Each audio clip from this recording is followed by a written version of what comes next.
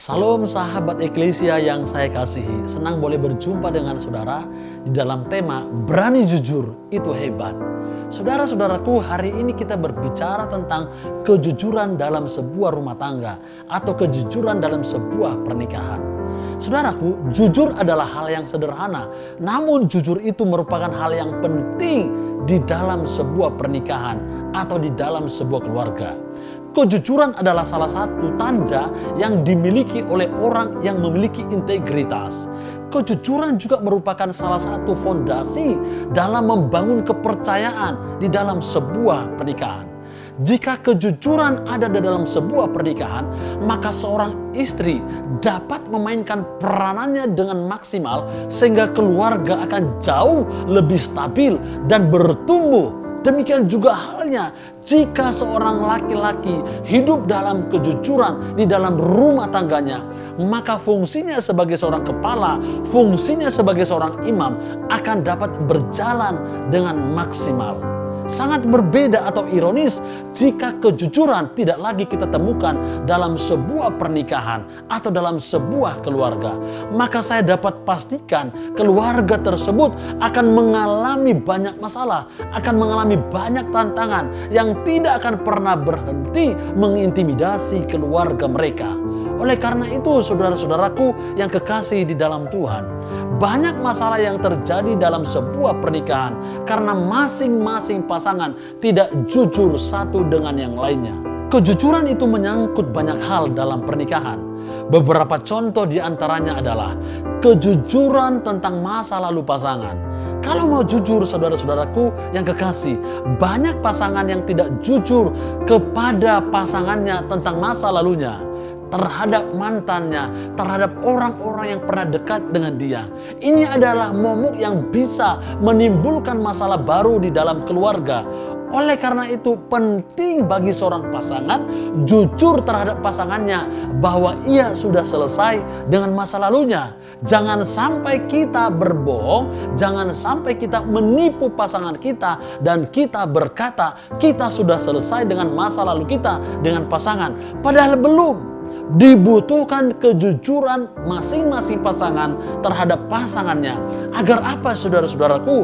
Agar tidak ada lagi intimidasi yang membayang-bayangi rumah tangga atau pernikahan kita. Nah, yang kedua, saudara-saudaraku, kejujuran perihal keuangan. Keuangan merupakan hal yang sensitif dalam sebuah pernikahan.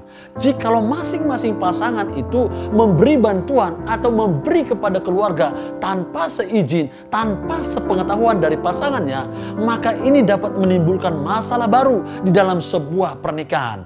Oleh karena itu saya mau mengajak kepada setiap sahabat Eklesia, jikalau saudara-saudaraku berkerinduan, punya hati, punya beban untuk menolong keluarga saudara dalam hal keuangan, bicarakanlah, komunikasikanlah kepada pasanganmu supaya apa yang saudara lakukan tidak menimbulkan masalah yang baru di kemudian hari.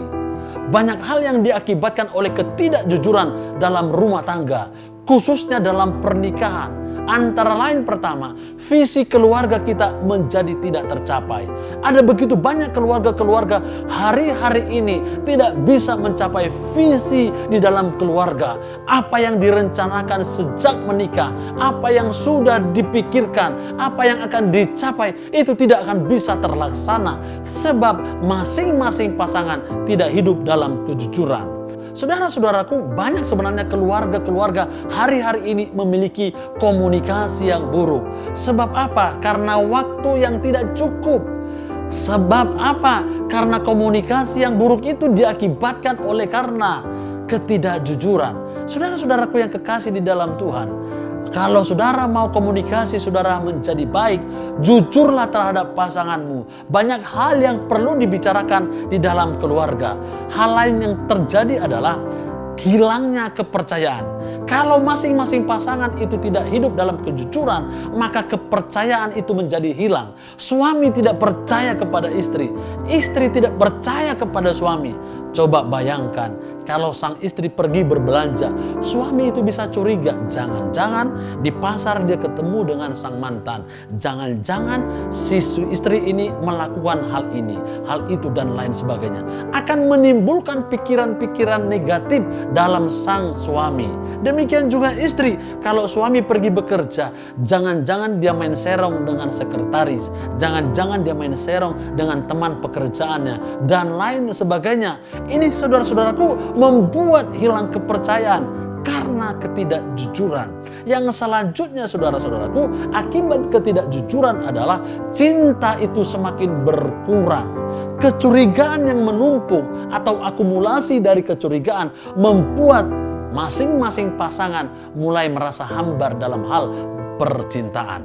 Cinta semakin berkurang. Inilah bahaya-bahaya ketika ketidakjujuran menjadi hal yang tidak ditemukan dalam sebuah keluarga. Firman Tuhan berkata dalam Kolose pasal ketiga ayat 9 berkata demikian. Janganlah kamu saling mendustai, karena kamu telah menanggalkan manusia lama serta kelakuannya.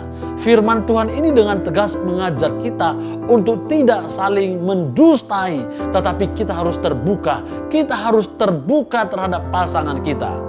Dari ayat tersebut di atas, saudara-saudaraku, saya mau mendorong setiap pasangan agar kita menjadi pribadi yang jujur di dalam pernikahan kita.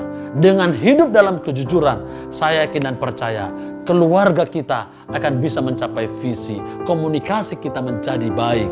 Bahkan kita bisa saling percaya satu dengan yang lain. Lebih daripada itu, cinta kita semakin bertambah dari hari ke hari terhadap pasangan kita. Oleh karena itu, tetaplah hidup dalam kejujuran. Tuhan memberkati keluarga saudara. Shalom.